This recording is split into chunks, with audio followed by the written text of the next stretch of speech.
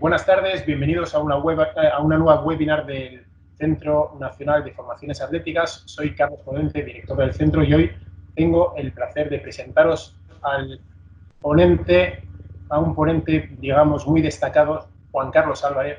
Juan Carlos es alguien muy conocido en el mundo del atletismo, es entrenador de un importante grupo de saltos horizontales en el CAR de Madrid. Además, tiene una importante faceta docente por cuanto es profesor de la Facultad de Ciencias de la Actividad Física y el Deporte de la Universidad Europea de Madrid, y también es un gran experto en biomecánica.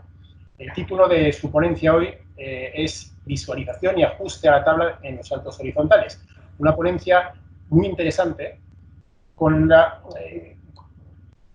que ya veréis que incluso va a tener aplicaciones más allá de los saltos horizontales. Pero bueno, para rematar la presentación de Juan Carlos y moderar las preguntas que vayáis a hacer al final de la charla, tenemos con nosotros a Claudio Veneciano, coordinador del sector de saltos de la Real Federación Española de Atletismo, al que a partir de ahora cedo la palabra. Así que, Claudio, todo tuyo. Muy bien. Buenas tardes a todos, y antes de pasar con una ulterior presentación de Juan Carlos, quería agradecer evidentemente en primer lugar la Federación por dar la oportunidad a todos los técnicos de poder acceder a este tipo de formación online, dada la particular circunstancia que nos encontramos.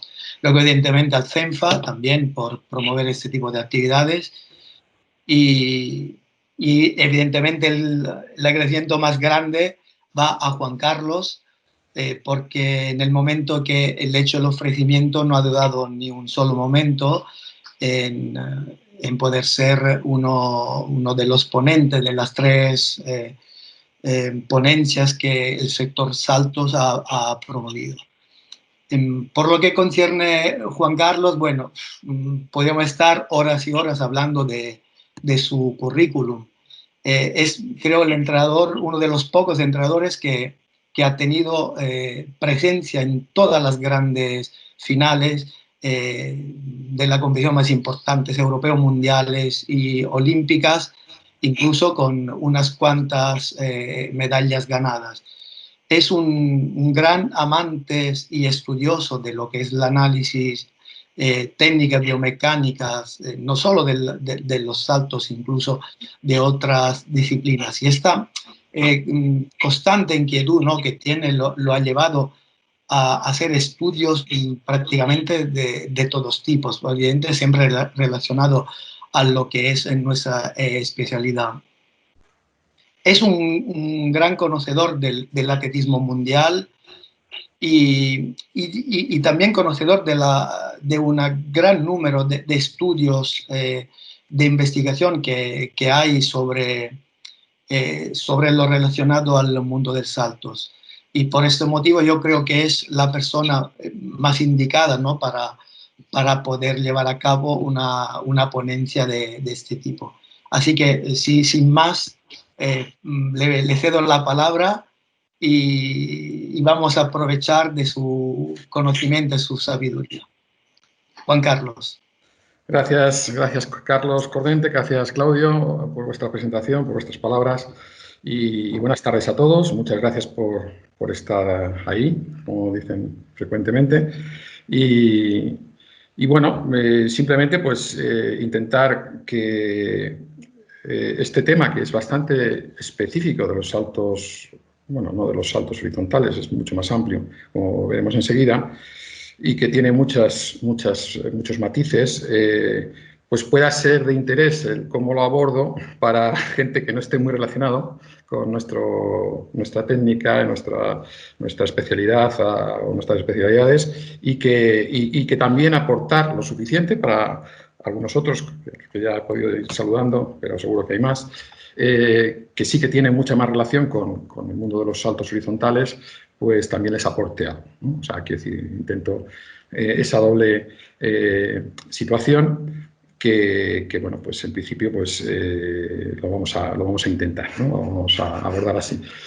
Y entonces, pues bueno, yo, el título exacto de la ponencia, al principio no lo decidí yo, pero vamos a hablar del tema que habíamos planteado, y es en realidad eso, una parte de la la problemática de los saltos horizontales, una parte, que está interrelacionada con más partes de los saltos horizontales, con lo cual es difícil, si no se conocen otras partes, pues tener una visión global, ¿no? Pero vamos a intentarlo. Y en el inicio, unas cosas que me he planteado era, a ver si podemos compartir esto, a ver si me deja. Unas cosas que, no sé si lo estás viendo, si me puedes decir, Claudio, que lo vemos. Sí, Vale, perfecto. pues esto es una web de Wall Street Journal, o sea que realmente no tiene nada que ver con el deporte, pero curiosamente sí que tiene aquí un apartado sobre el salto de longitud. Y en este apartado sobre el salto de longitud tenemos una situación que es bastante indicativa de por dónde puede estar la problemática de ajustar a una alta velocidad un objetivo, ¿no? Entonces, si yo le doy al start, me va a salir que de pronto viene una cosa y yo tengo que ponerlo, fíjate que me ha salido, en la línea. Le doy otra vez y ahora me he quedado corto o demasiado rápido en hacerlo, ¿no? Como no van a venir a la misma velocidad, pues ahora fue un nulo. Me pasé, quizás sobreactué, otra vez me fui a nulo y me queda el último que ha venido rápido y me ha hecho nulo también. Me he metido el 60% por delante, nulos. El 60% de nulos, ¿no? Debe ser que estoy nervioso. Bueno, el tema de este juego, de esta situación, vamos a ver si lo podemos ahora compartir, lo que queremos compartir, la presentación, es simplemente para tratar de aproximar la problemática de los saltos horizontales y alguno que no están en horizontal, como la pértiga, la problemática del ajustar pues un movimiento a alta velocidad a un objetivo que al final pues hay que por reglamentación hay que utilizarlo, o si no es por reglamentación, como en el caso de la pértiga, los cajetines, pues es por otro motivo, ¿no? Claudio, por favor, dime si se ve bien. Perfecto. Vale, perfecto.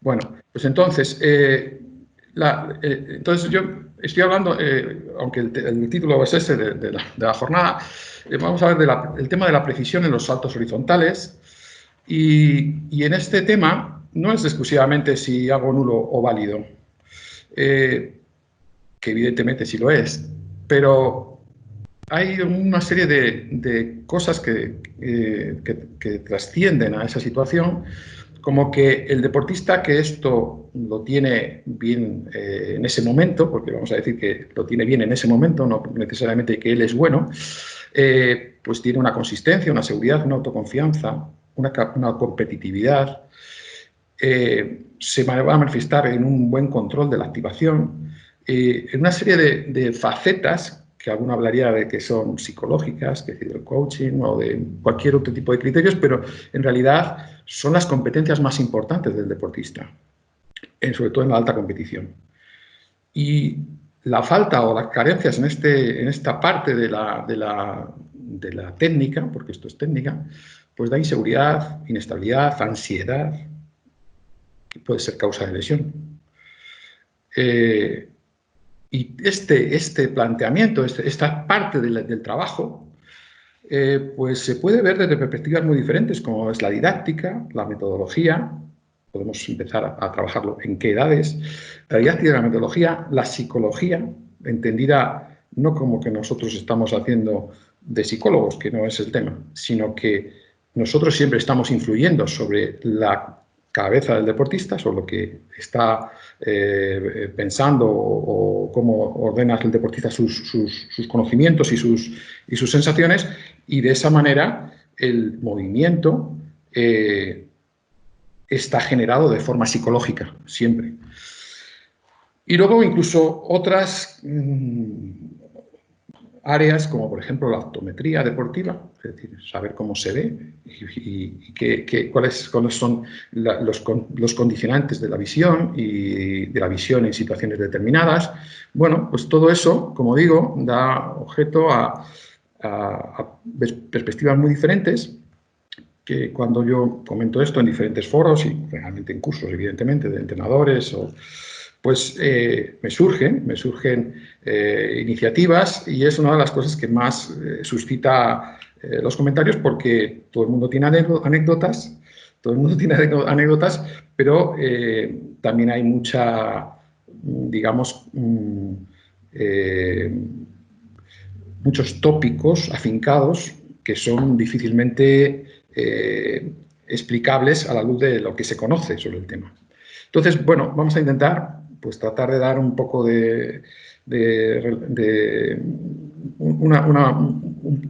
pasado por encima de todo esto, una visión global, para luego entrar más o menos en profundidad. Y entonces, una de las primeras cosas es que en los saltos y el nulo en concreto, o el riesgo del nulo, el riesgo de quedarte sin nada, siempre ha estado detrás de la épica de la historia de los saltos. Quiero decir, podríamos remontarnos incluso antes de estas fechas, pero bueno, todo el mundo conoce, porque ahora pues, se ha celebrado varias veces y han pasado una serie de años, el episodio de Luz Long y de Jesse Owens en la calificación de los Juegos Olímpicos de Berlín, donde llevaba 2 nulos y se ayudó, uno le ayudó al otro. Y bueno, al final la mínima era 7.15, creo que saltó 7.30 Owens y pasó a la final. Y bueno, pues evidentemente a partir de ahí eso generó una situación de una amistad, y bueno, todos conocemos que han sido deportistas que han sido celebrados por el Comité Olímpico Internacional con medallas del mérito y este tipo de cosas. Y bueno, pues no es el único momento en el que se produjo estas circunstancias de estar a punto de perder la gesta. La gesta, pues en este caso fueron los 4 oros de Jesse Owens en aquellos Juegos. Y por ejemplo, pues algo muy parecido pasó en México 68. Aquí estoy recogiendo pues, una de las informaciones. En México 68, en la calificación, pues este deportista, Bob Beamon, pues lo pasó mal. Y mira que venía de ganar 23 de 22 concursos en los últimos meses, pero lo pasó mal y se metió 2 nulos y estuvo a punto de quedarse fuera de la calificación. Bob Beamon era un individuo bastante peculiar en su forma de saltar.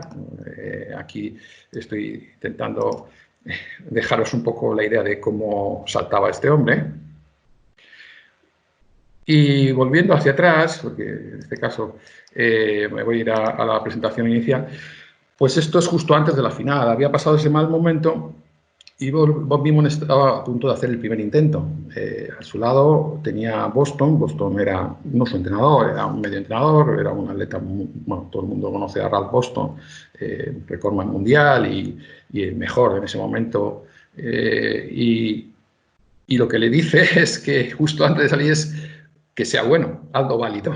Realmente lo que le viene a decir es haz uno válido porque te sobra, ¿no? Y el otro, pues lo que ha reconocido que dijo, cuando los días que no dice otras cosas, es no voy a hacer nulo, no hagas nulo, no hagas nulo, ¿no? Es decir, quiere decir que mientras corría para ese objetivo final, que estaría aquí, pues su salto, vamos a verlo. ¿Los vídeos se ven bien? Sí, sí, perfectos. Bueno, este es el famoso salto de 8.90. Pues estuvo a punto de no producirse, ¿no? Porque pues se hubiera ido para casa con los 3 nulos y hubiéramos tenido pues otra historia. Y dentro de la misma época, pues fijaros, más años más tarde, 4 oros seguidos de Carl Lewis en Atlanta. Carl Lewis era o ha sido uno de los deportistas más seguros en competición, en el salto de longitud. Era increíblemente seguro, hasta el punto de que era capaz de estar en una sola competición al año, no haber entrenado en todo el año el salto de longitud y clavar 4 saltos en 8.50 sin ningún nulo. De hecho, lo hizo en Barcelona en 1989, en el Estadio Olímpico. Yo estuve hablando al acabar con su entrenador, con Télez, y me contaba eso, llevaba 1 año sin hacer longitud. O sea que es una atleta extremadamente seguro y, sin embargo, ese último año, ese año anterior a Atlanta, pues por el hecho de ser en Atlanta o por el que fuese, lo pasó terriblemente mal. De hecho, le costó en los trials, luego la calificación tampoco lo hizo demasiado bien, y aquí llevaba 2 nulos, bueno, no, perdón, un 780 creo que fue, y un nulo antes de este tercer intento, donde consigue pues su cuarto, ¿no? Esos 850 realizados en Atlanta. Normalmente nosotros vemos el salto de longitud casi siempre de la forma lateral, porque es la que nos va, lo que es la más lógica para que nos la enseñen, ¿no? Pero yo he traído aquí unas imágenes antiguas, tienen 21 años, de una prueba en el Palacio de los Deportes antiguo también, que ya no tenemos, de una prueba en el cual pues vemos una toma frontal sin ralentización, porque normalmente las tomas frontales nos las enseñan ralentizadas. ¿Y por qué lo hago? Pues lo hago para que os deis cuenta que igual que nos vemos nosotros a ese deportista venir hacia nosotros, a esa misma velocidad ve ese deportista la tabla acercarse hacia él. Es decir, la velocidad es subjetiva. La velocidad subjetiva, la situación de la velocidad subjetiva. Esa situación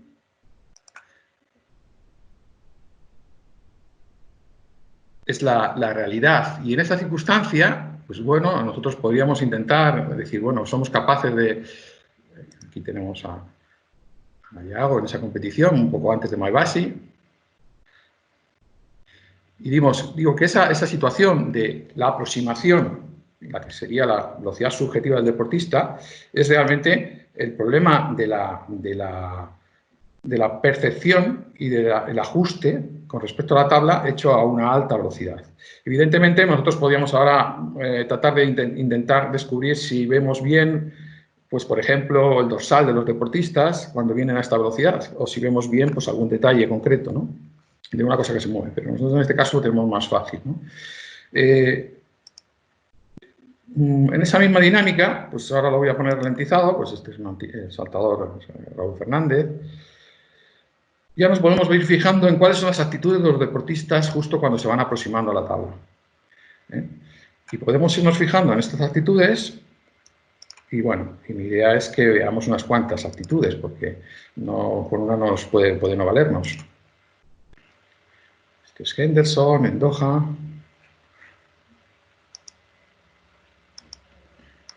Este es Samay. Este es Gueye, el campeón. Este es un chiquito joven japonés, Hiroyama.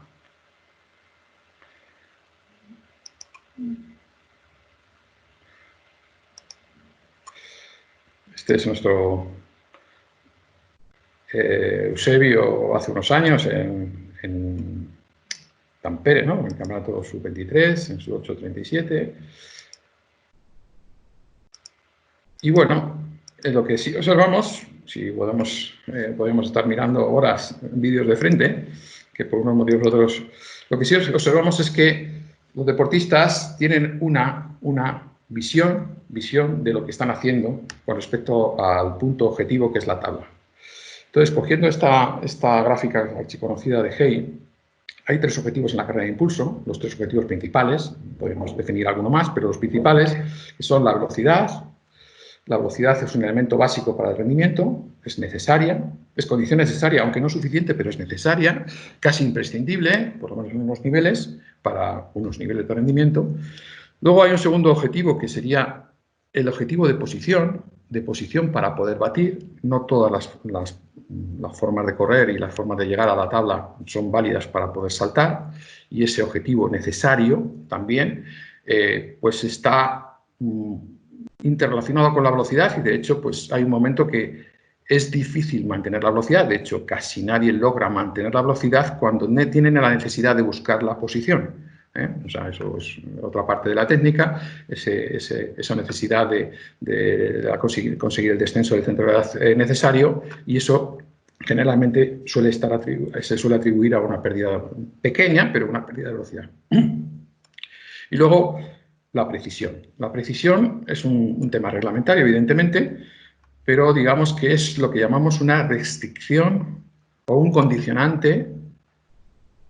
El término, en teoría, es ecológico del entorno, aunque sea del reglamento, pero bueno, al final nos han puesto la tabla ahí como de donde hay que saltar, y ese condicionante está en controversia con los otros dos factores principales del movimiento. Digo en controversia o entra en interferencia, porque si nosotros pensamos cualquier tarea que queremos hacer con precisión, fijaros, la mayoría de las tareas que se hacen con precisión se hacen lentas. La velocidad, habrá robots que en el futuro lo hagan todo perfecto, pero digo que necesita, la precisión suele estar en confrontación con la velocidad, ¿no? Con la velocidad. Entonces, por varios motivos. Y entonces, pues bueno, esta es la ecuación del salto de longitud, la cuadratura del círculo, a lograr la mejor solución dentro de este concepto, ¿no? Hemos visto, si nos hemos fijado un poco, que los deportistas en general, casi todo el mundo estaba echando un vistazo a la tabla de una forma o de otra. El tema de la visión de la estereopsis, que en realidad es la visión en profundidad en 3D, que es la que nos cuenta, no es una agudeza visual, no es una cuestión de ver de lejos o ver de cerca, no es ese el concepto de lo que necesitaría un deportista para tener esa mejor precisión.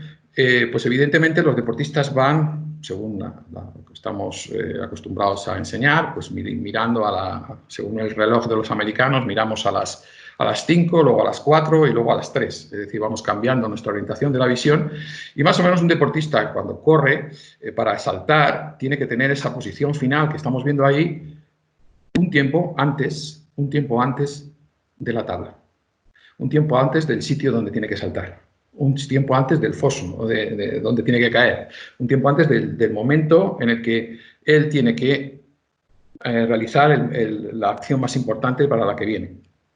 Esa situación generalmente solemos recomendarla, o se suele recomendar, y desde el punto de vista científico también, de los estudios sobre visión, que necesitamos tener al menos 2 segundos totales antes de la tabla para poder observar esa situación, porque el primer segundo analizamos y en el segundo, perdonad la redundancia, en la segunda parte de ese tiempo actuamos.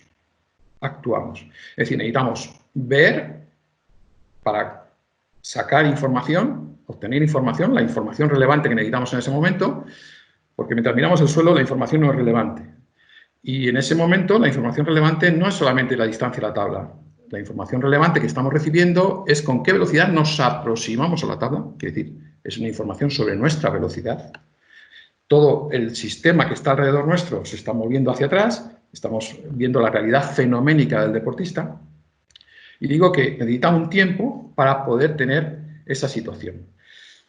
El ojo humano es una maravilla, cuanto más lees sobre él, bueno, y otros animales, no todos los animales tienen los ojos igual, pero nos hace que tengamos diferentes formas de hacer la visión. Por ejemplo, tenemos sistemas de refresco, tenemos sistemas de que mantener demasiado tiempo fija la visión sobre una cosa hace que perdamos realmente la información, es decir, no nos permite conseguir información.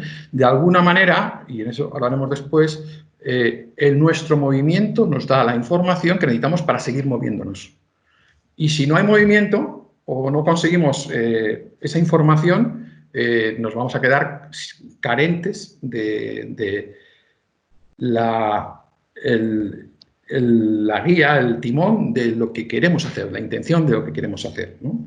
Que es una de las ideas más globales. Entonces, bueno, yo la otra idea es decir, bueno, pues ¿qué dice la ciencia o qué sabe?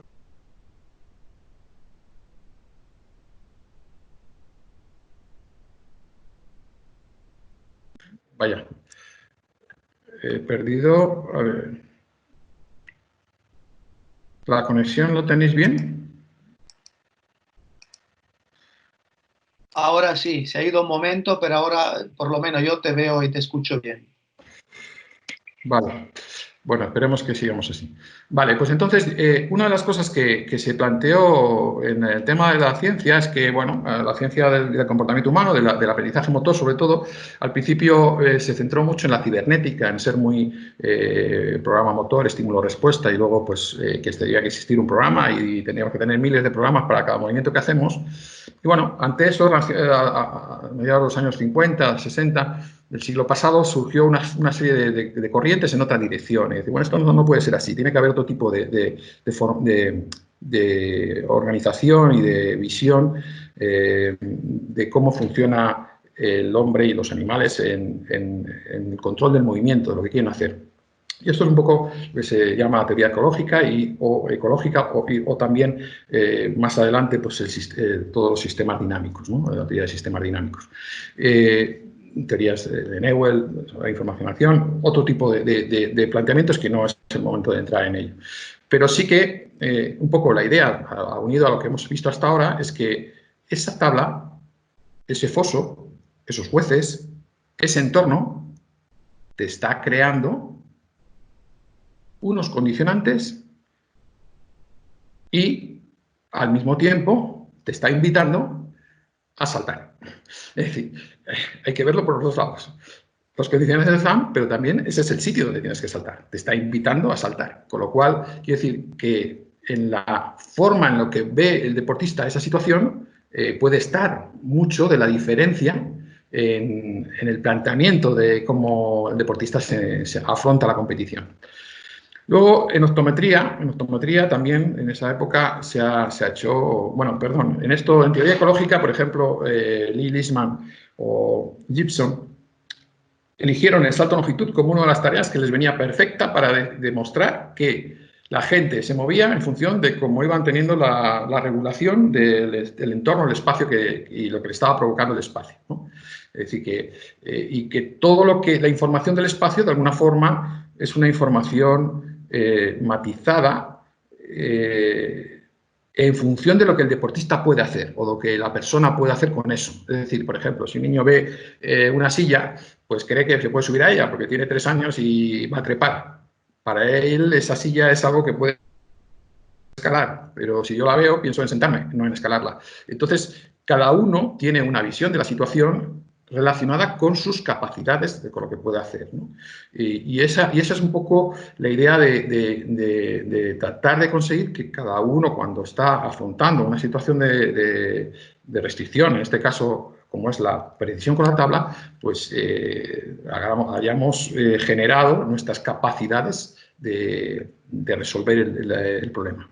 Bueno, en el tema de optometría, un poco sin entrar, ya os decía antes que se han hecho muchos estudios, sobre los problemas. De hecho, al final os comentaré otro que os va a dejar un poco impactados, pero se ha hecho unos, pues, por ejemplo, con diferentes tipos de situaciones, luego veremos, con plastilina de un color, de otro, tablas, referencias, lugares, gafas que te ocluyen la visión parcialmente. Bueno, ha habido estudios de todo tipo en el salto de longitud, ¿eh? No estoy hablando de otra cosa, estoy hablando del salto de longitud.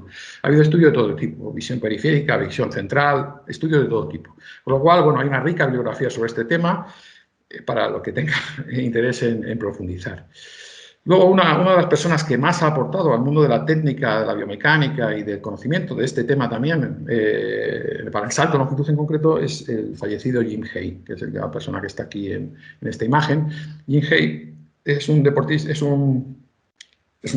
porque fue un antiguo saltador de pértiga que estaba en Estados Unidos estudiando, desde Nueva Zelanda, y en esas circunstancias, pues bueno, empezó a entrar en biomecánica, se estuvo muy preocupado en ese momento por las nuevas incursiones del Fosbury y otros tipos de saltos que había en el salto de altura. Y bueno, pues al final fue una persona que se dedicó durante más de 30 años, 20 y tantos años, a ser la persona de consulta, de análisis, de información, de obtención de resultados del Comité Olímpico Americano desde el año 82, creo que fue antes de los Juegos Olímpicos del 84, que se creó un estudio científico de seguimiento para mejorar el rendimiento de los deportistas. Él estaba encargado de los saltos horizontales y hay una bibliografía muy profusa y de todos los tipos de temas, pero en concreto de esta. Yin-Hei es probablemente el personaje más potente en este tema. Luego hay diferentes formas de verlo. El tema de resultados estadísticos, la medición de la variabilidad de los resultados, los cambios de comportamiento en circunstancias diferentes, ya he hablado de algunas de ellas, colores, viento, distancias de la tabla, no se ajusta igual a una tabla a 3 metros que a una tabla a 1 metro, presencia de jueces, problemas visuales, bueno, hay una larga y prolija información. El resultado promedio del alto rendimiento es que el 50% aproximadamente de los saltos que damos suelen ser en la zona de ser un salto válido y con una pérdida relativamente pequeña de distancia, un 2%. Lo normal es tener un 30%, los últimos resultados son de un 30%, entre 28 y 33, incluso más bajo del 28 se ve de vez en cuando, ahora veremos alguno, de nulos en la competición, no por deportista, hablo de los totales de la competición, y también hay una serie de saltos que están lejos de la tabla, evidentemente, que bueno, pueden decir no son nulos, pero tampoco son muy buenos, ¿no? Quiero decir, estamos regalando demasiado. Y bueno, pues esa es una cruda realidad, si queréis verlo. Solamente la mitad de los intentos que hacen los deportistas suelen ser válidos para obtener un gran rendimiento. Otra cosa es que no siempre será necesario ese gran rendimiento, ¿no?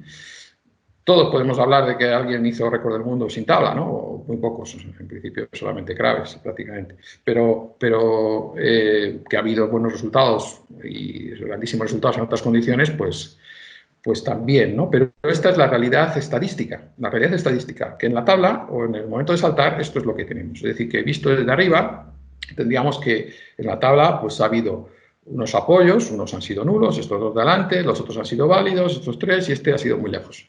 Bueno, pues estos apoyos tienen un valor medio y una desviación estándar, un error o variabilidad, que es lo que se mide con esa gráfica que hemos visto antes, es lo que se mide con este criterio de Gauss, o sea, de campana, que tenemos más o menos asociado. Aquí estaríamos en 68% de la población, en esta desviación estándar más o menos 1, y tendríamos la mayoría de la gente en esa situación.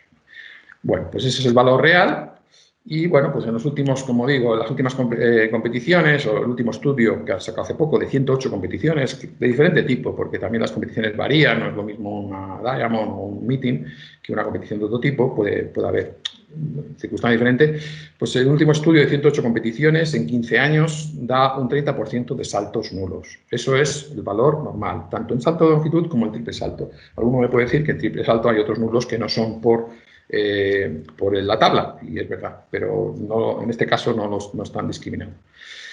En Doha, por ejemplo, el número de tanto chicos como en chicas, estuve mirando, es del 25% o menor del 25%. Lo estuve mirando porque Doha tenía un viento muy bajo, hay una serie de estadios en los que prácticamente saltar en pista cubierta. Normalmente cuando el viento es menor, pues tienes menos problemática en este sentido, o puedes tener menos problemática, ¿no? Y bueno, bajó la distancia. Y bueno, en ese sentido, aunque no es un tema de azar, siempre podemos ver que tenemos un dado que tiene seis posibilidades, son nuestros 6 intentos. Y dices, no son 6, son 3, que es la verdad, son 3 intentos y si te lo ganas tienes otros 3 intentos. Bueno, pues entonces vamos a poner los pares contra los impares o de 2 en 2, ¿no? Que haya 2 unos, 2 doses y 2 treses. Me da igual, quiere decir que al final es así. De eso, cuando lanzamos el dado, si sale 5 o 6, imaginad, pues son nulos. Y los otros 3 números pueden ser saltos buenos y otro número va a ser un salto muy lejano, ¿no? Esa sería la idea. Alguno piensa que bueno, que esto está bien, estos números están bien, pero luego veremos, porque tú hayas hecho un nulo, no has cubierto tu cupo. Quiero decir, que puedes hacer otro. O sea, quiere decir que vuelves a lanzar el dado, que te puede pasar lo mismo. Y ya veremos que incluso a veces con más posibilidades de que hagas nulos, ¿no?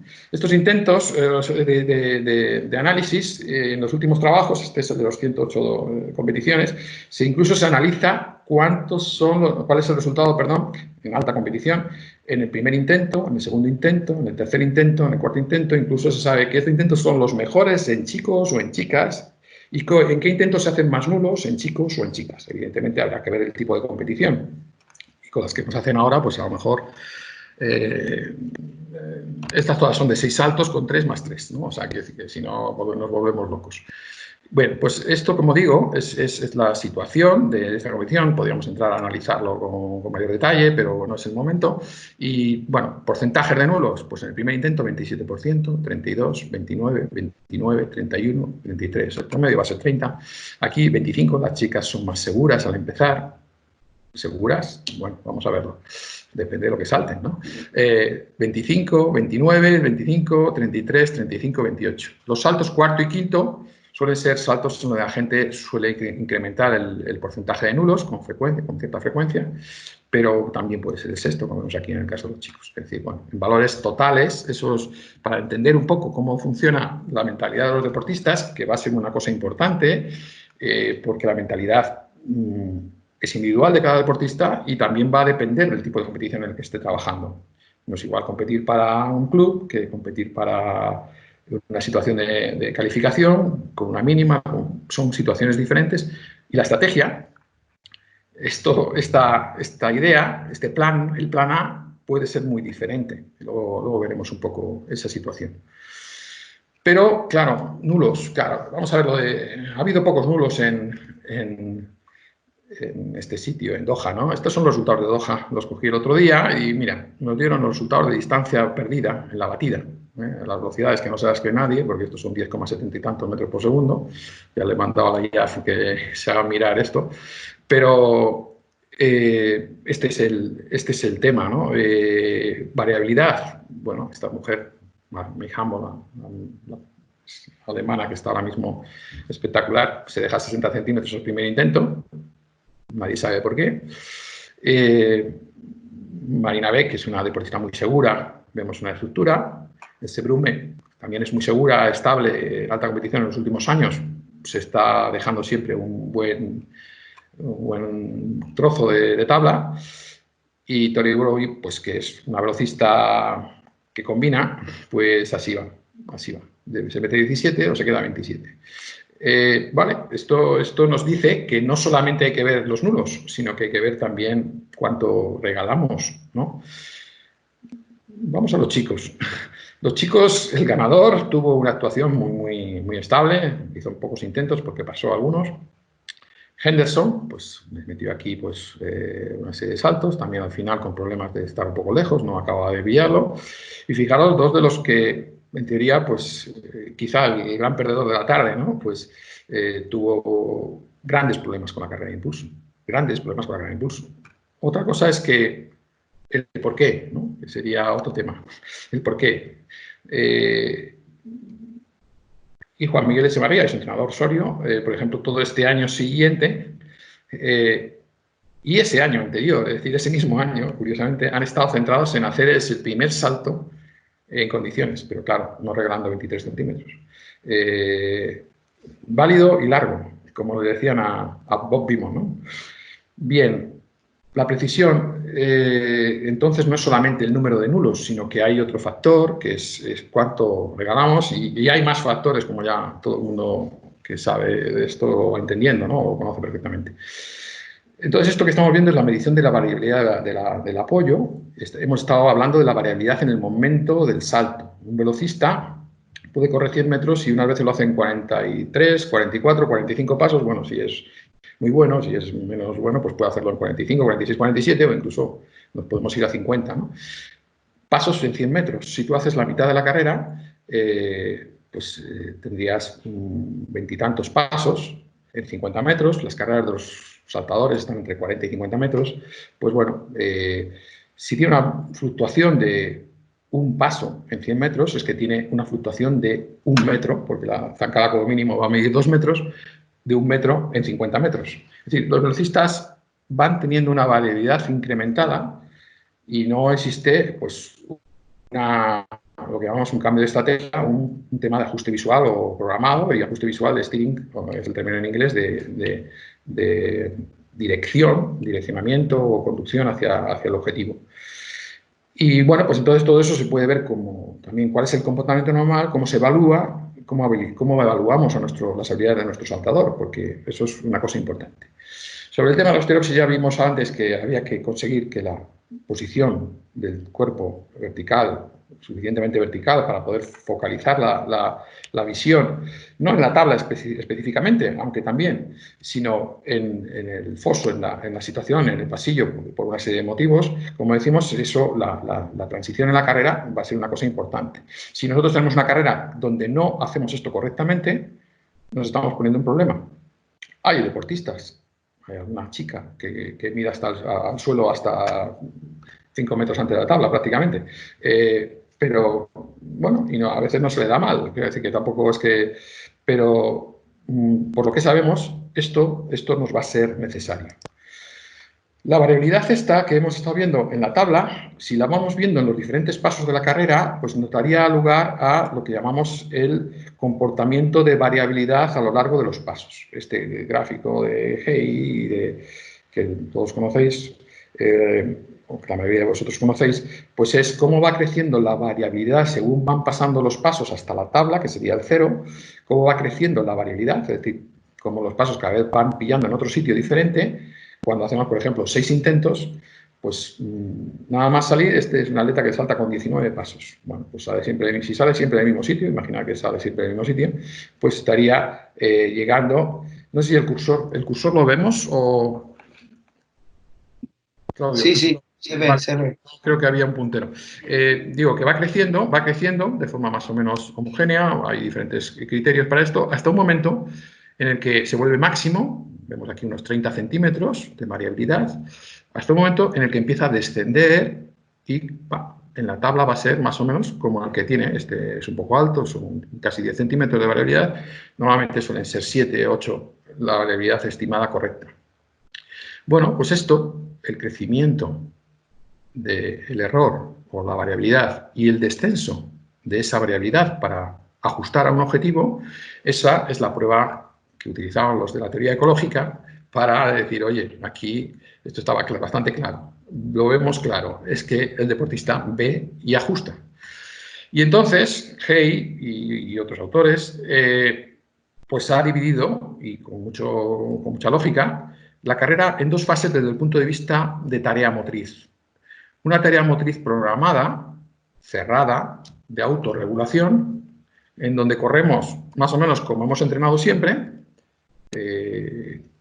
como nos han enseñado, y una parte de la carrera donde no hay ese programa, sí que tenemos unos objetivos, los hemos visto antes, pero tenemos que actuar para controlar el conseguir estar en la tabla. Esta segunda fase de la carrera de impulso, que Hey lo definió en el momento que empieza a descender este sistema o esta variabilidad, hay discusión si es este momento o un poco más tarde, es por los autores de teoría ecológica, si es un poco más tarde, pero bueno, es en ese momento que empieza a reducirse, digamos que sería la segunda fase de la carrera de impulso desde el punto de vista conceptual como tarea motriz. En este caso, la tarea motriz se ha vuelto una tarea abierta de regulación externa, de regulación con información externa.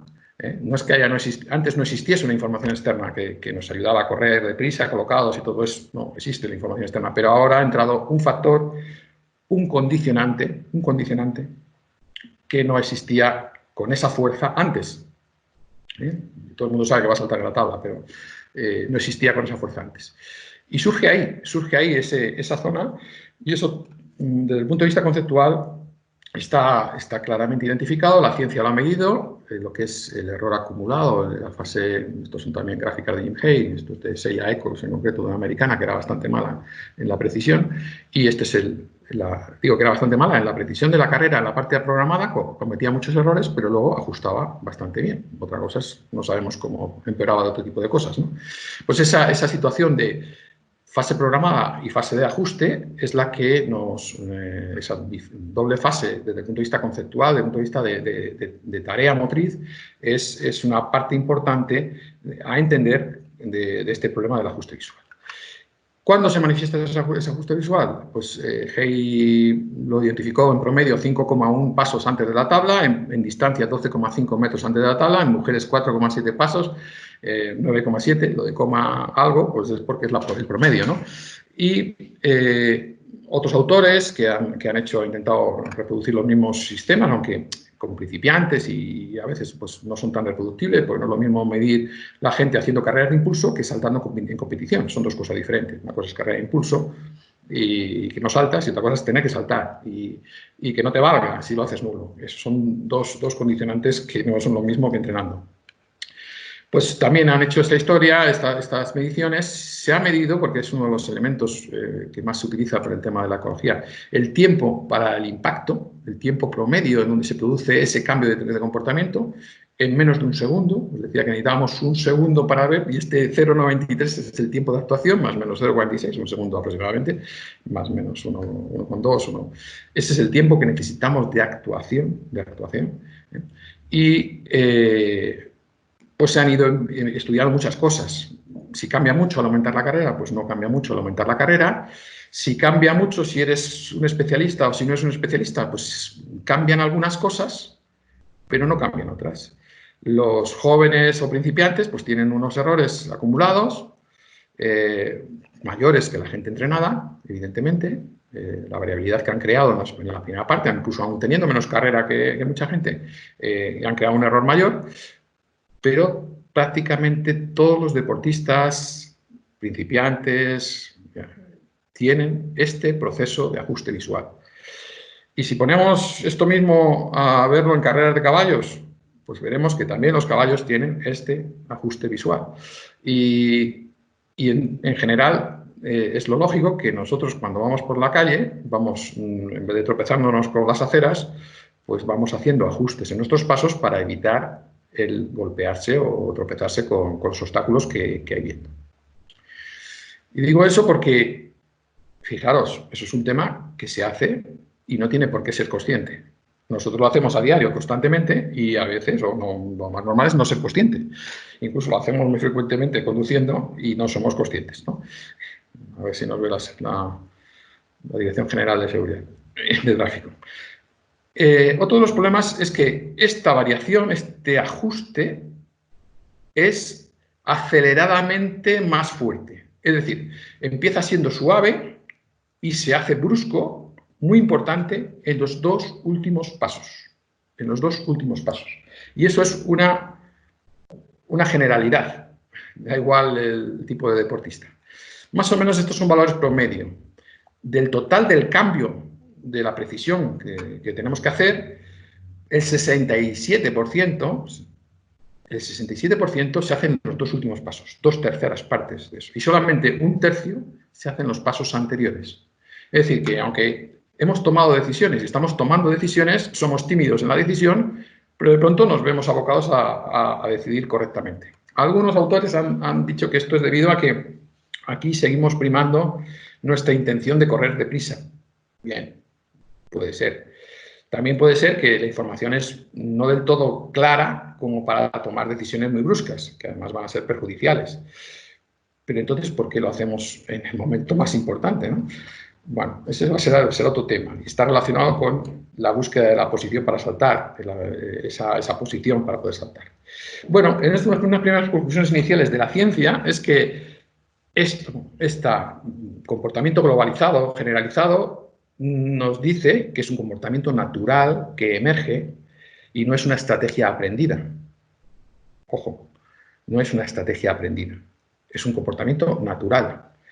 Y en este tema, y no lo he mencionado del todo, pero luego lo veremos, la forma para conseguir ese ajuste de la distancia, generalmente es exclusivamente usando lo que llamamos el momento vertical, es decir, el tiempo de vuelo de los pasos. Luego volveremos a ello. Porque es una forma en la que no perdemos la posición, no creamos rotaciones, momentos angulares potentes en ese momento, o si los creamos es porque son los válidos para saltar, ¿no? Pero bueno, que ese es otro aspecto. Pero lo que sí está claro es que la teoría ecológica cantó victoria y se dio cuenta o nos dijo a todos que esto era así. Dentro de los datos, y ya como anécdota, pues se ha estudiado, como dije, pues que la plastilina sea de un color u otro. Ahora nos cambiarán las plastilinas, sabéis, en noviembre, y nos lo van a poner sin plastilina y con una línea. Vamos a ver qué va a pasar. con cámaras o plastilina vertical. Bueno, sí que ha habido pequeñas diferencias en usar un tipo de colores u otros, pequeñas diferencias, o bueno, pueden considerarse sustanciales, pero bueno, estas diferencias intraindividualmente se producen, es decir, que el mismo deportista puede tener en saltos diferentes esto, y entre deportistas diferentes también existe esta realidad, ¿no?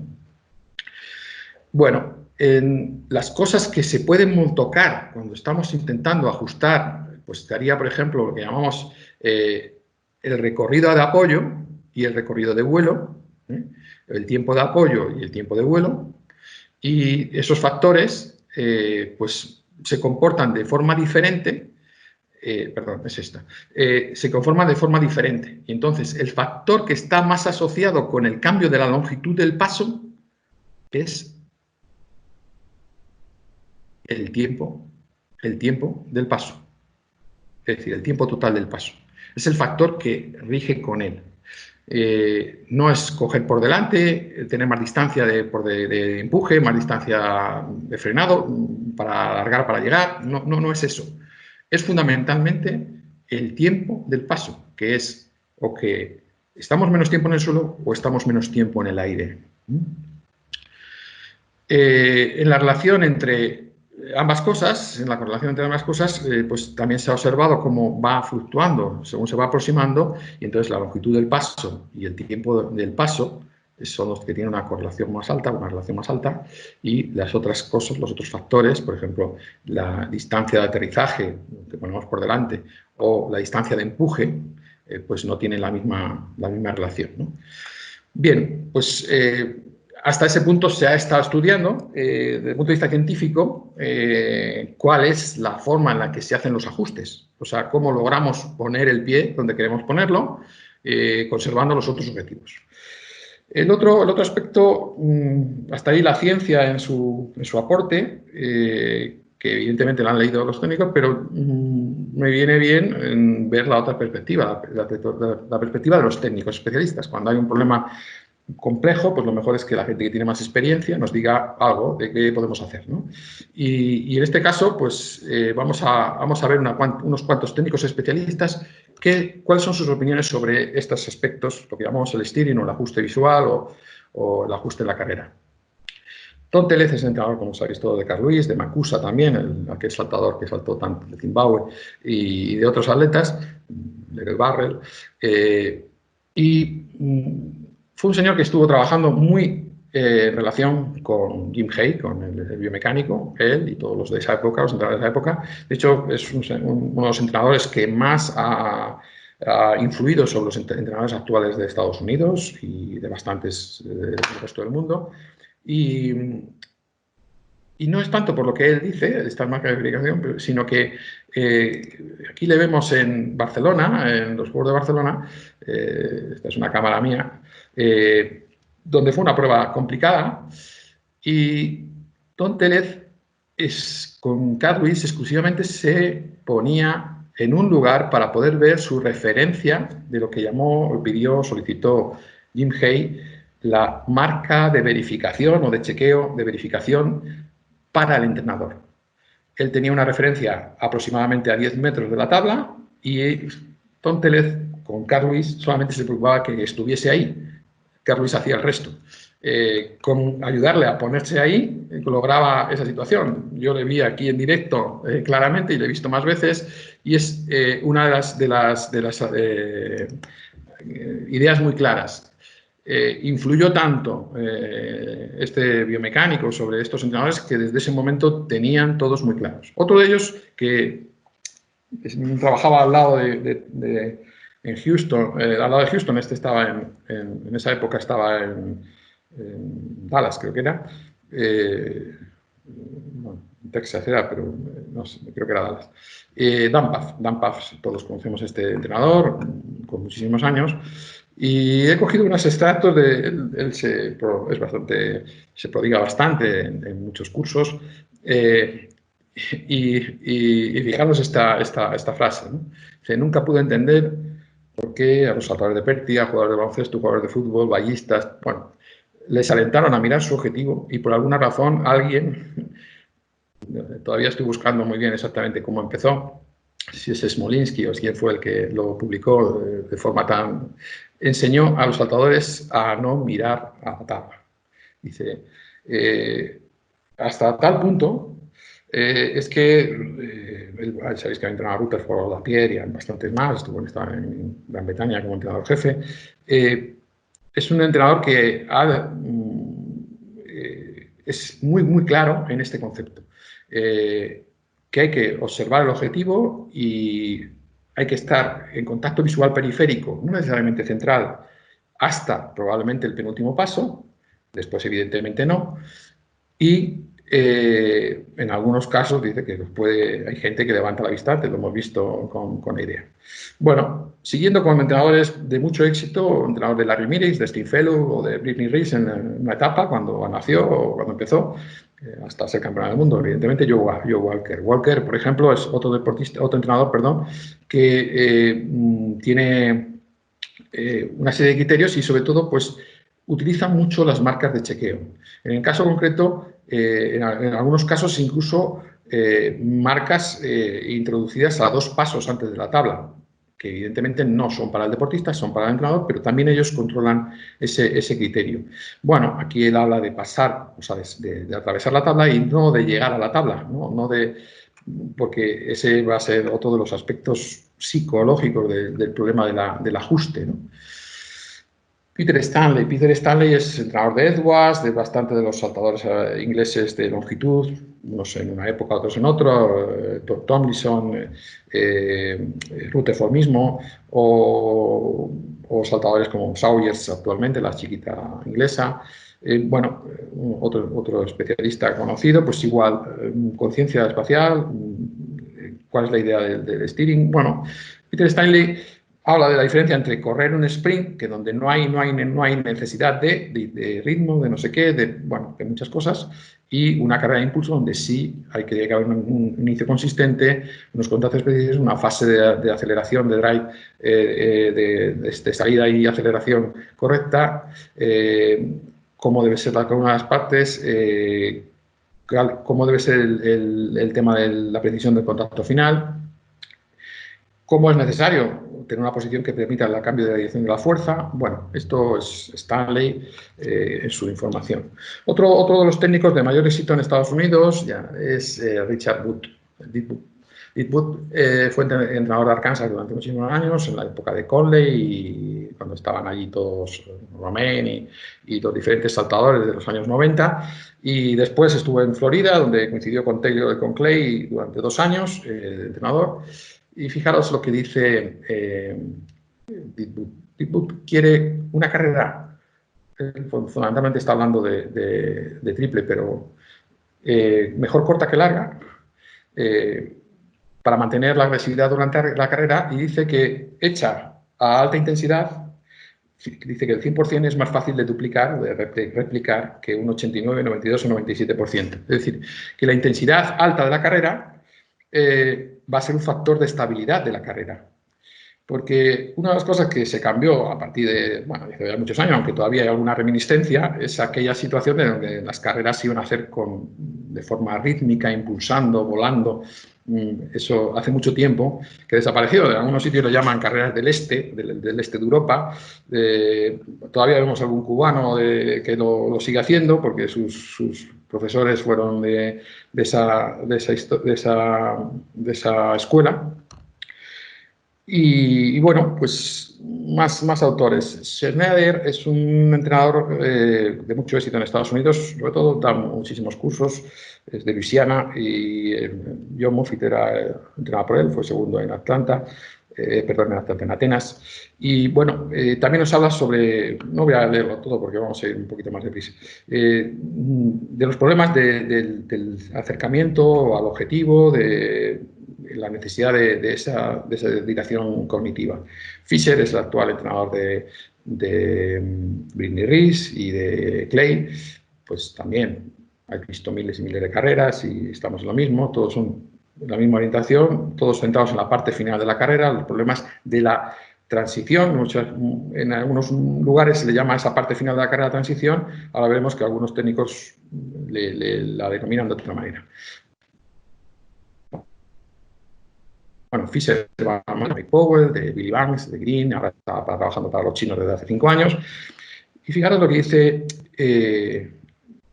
Huntington. Huntington dice, no focalizaríamos el ajuste psicológicamente porque aprendió que centrarse en él como un problema crea un problema mucho más grande. Y esta frase es importante para los que han tenido algún problema con saltadores en estas circunstancias. Cuando han empezado a tener un problema, cuanto más te focalizas en él, menos te vuelves competente. Y cuando digamos focalizamos, es que focalizamos la atención durante la competición. En el sentido de que parece que el ajuste, el steering, el ajuste, o se hace de forma semi-inconsciente o se hace mal. Si eres demasiado consciente, no lo haces bien. No lo haces a tiempo, se vuelve un problema. Y ese va a ser un tema que puede, de alguna forma, explicar algunas maneras de abordaje de algunos entrenadores, que sinceramente simplemente dicen, pues mira, no existe esto. Pero Randy Harrington, que le hemos seguido durante muchos años, sí que ha ido haciendo, porque trabajó también con Hay, precisión, control de ajuste visual. Sus fases de la carrera de impulso, él las divide en diferentes fases. A la fase final le llama fase de ataque, no de ajuste. Sí que sabe que es la región de control visual, de preparación para el despegue, sí, pero no se trata de algo pasivo, es la fase de ataque. Por eso a veces está la inducción de lo que queremos que el deportista busque en la terminología que empleamos, ¿no? Y Huntington pues también habló de la precisión, con diferentes criterios y usar o no usarlos en entrenamiento y cómo pues unas partes son innatas y otras son aprendidas. Bueno, esto puede ser bastante discutible en algunos casos. Pero bueno, también es un autor que es de reflejar. Y bueno, aquí pues Mike Powell, que como sabéis se dedica a entrenar, bueno, en épocas, pues también, pero habla como su experiencia como atleta. Mike Powell como atleta, pero un atleta que tenía problemas en su primera etapa y su entrenador Harrington lo reconoce, quizá está hablando de ese problema. Bueno, pues nos está metiendo en una serie de situaciones.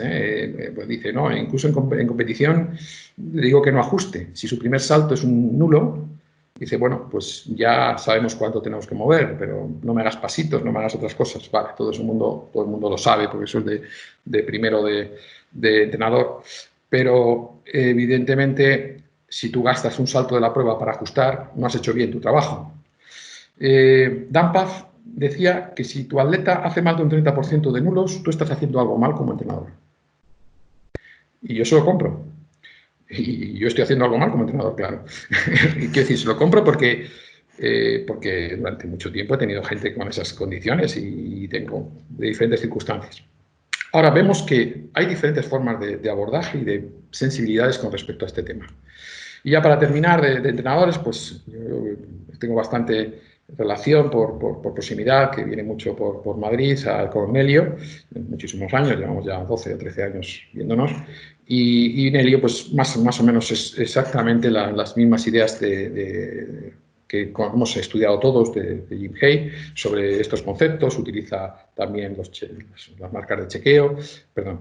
Y bueno, en este sentido pues es bastante así. De hecho, es uno de los pocos entrenadores, tampoco he visto a todos los entrenadores entrenar mucho, o sea, muchos días, pero a él sí le he visto mucho entrenar y es de los que tiene programas de entrenamiento específicos sobre el ajuste visual. Los tiene específicos en sus entrenadores, en sus atletas de alto rendimiento. Sabemos que en su momento entrenó a Magui y Saladino, ahora entrena también para algunos chinos, Emiliano Lassa, gente muy, muy válida, con unos grandes principios técnicos en general. Bien, pues el ajuste visual es el comportamiento, eso es lo que pasa. Estos son los estudios que se realizaron en el año 2000, por ejemplo, con Jay Taurima, o Burch o Herr, que eran los 3 saltadores para los Juegos de Sydney, porque esto se ha hecho en muchos países. Lo podemos ver que, por ejemplo, en Gran Bretaña o en Australia, todos los pasillos están llenos de marcas a los lados, es porque se hace este tipo de trabajo.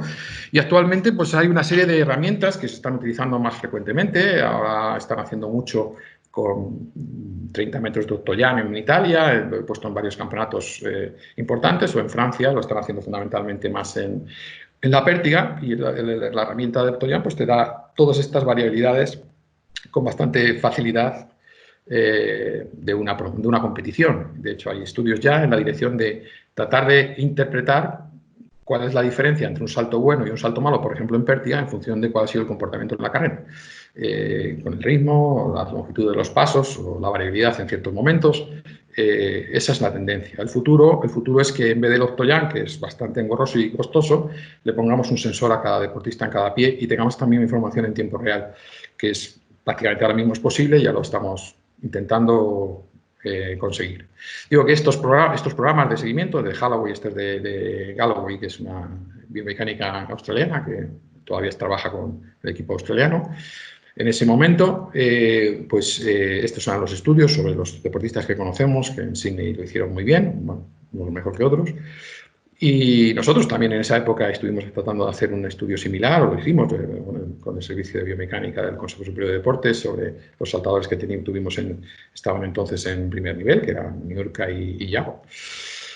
Bien, variables que pueden medirse, pues había muchas cosas y a la hora de, por ejemplo, ver qué pasa, pues se puede ver qué pasa si haces nulo en la primera ronda, si haces nulo, dos nulos seguidos o qué tipo de situaciones se te van creando en función de estos conceptos. Cuando se analiza la prueba de todas las pruebas, como es la de Mike Powell y Carl Lewis en Tokio, pues la variabilidad que ellos tuvieron fue extremadamente pequeña, pese al primer salto, creo que está quitado aquí, el primer salto de Powell lo quitaron porque fue un desastre, pero a partir de ahí los 5 siguientes fueron bastante estables y vemos que la variabilidad que acumulaban durante la carrera era relativamente pequeña. El hecho de que tenga variabilidad en la salida, aparte de que tenga más pasos, que no lo tienen, es porque no está corregido el punto de salida. Esto hay una forma en la que se corrige y entonces empieza desde abajo. No vamos a entrar en ello. ¿Cómo se evalúa? Pues la idea de evaluar, pues lo de los porcentajes de nulos está sencillo de evaluar, pero no es suficiente. En su momento Jim Hay con Koch publicaron en los años 90, 88-90, lo que utilizaron ellos con el equipo norteamericano de saltos para tratar de evaluar. Y miraban varias cosas. Evidentemente, la segunda columna es el porcentaje de nulos. Aquí sería el valor 50 de percentil. Esta sería la variabilidad normal, estimada, entre este porcentaje. Tendríamos aquí otro tipo de valores, como por ejemplo la distancia perdida a la tabla. Vemos unos 8 centímetros, 8 con algo sería el valor promedio. Si pierdes más de 19, pues estás perdiendo mucho, y si pierdes menos de 4 o consigues 4 o 3 centímetros, eres un genio. Por eso esas tablas que pillamos tan apuradas, pues son poco frecuentes, ¿no? Aunque las veamos con más frecuencia generalmente de la que podríamos esperar. Y luego otros factores, como es la relación entre la velocidad horizontal y lo que hemos modificado, o sea, la distancia perdida en la tabla. Es decir, hasta qué punto ha influido lo que corregimos en la velocidad que tenemos. Es decir, cómo ha perjudicado una cosa a la otra. Ellos lo hicieron y también tuvieron una serie de valores. Por ejemplo, la variabilidad del último paso. Se entiende que el último paso no debe ser muy variable, porque mucha variabilidad en el último paso da problemas para saltar, da problemas en las condiciones iniciales para conseguir la batida. Y además, pues estaría cuánto es la máximo que se ha corregido desde el punto de mayor variabilidad al momento de la tabla, cuánto es lo que hemos logrado de corregir. El promedio es 20 y tantos centímetros, que si al final tenemos en la tabla 8, pues 20 y tantos centímetros, es que hemos estado en 30, o sea, 8 más 20 y tantos, pues son 30 y tantos de variabilidad máxima, ¿no? Que sería el valor promedio. Si nuestro atleta tiene una variabilidad 5 o 6 pasos antes de la tabla mayor a eso, pues está por encima de la media, tiene una primera parte de la carrera inestable, y si está por debajo, pues tiene una primera parte de la carrera muy estable, la parte programada. Con lo cual, evaluar correctamente estos detalles van a ser importantes. Esta variabilidad del último paso y de cómo afecta a la posición de batida hace que tengamos diferentes posiciones de entrada a la batida con rotación diferente, con movilidad diferente y con alturas diferentes. Aquí está bastante bien reflejado en estos 2 saltos de Mike Powell, que estaban por las redes ya funcionando. Estos 2 saltos de Mike Powell, que si nos fijamos un poco bien, voy a ver si lo paro aquí, Pues vemos que en este salto está bastante por delante de esta referencia y en este salto está menos, perdón. Vamos a ver si vamos un poco más para atrás. Bueno, en el salto de la izquierda está bastante más metido que en el salto de la derecha. Creo que aquí ahora es evidente. Está bastante más metido, más de un pie probablemente, más metido. Son dos saltos de la misma competición, la velocidad era bastante parecida y el resultado fue muy diferente. ¿Y qué fue el resultado? Vamos a ver si lo vemos. Lógicamente el atleta ajusta, logra salto válido en los dos casos, pero si nos vamos aquí, a ver si soy capaz de... Perdona, que no me aclaro muy bien de cómo funciona esto.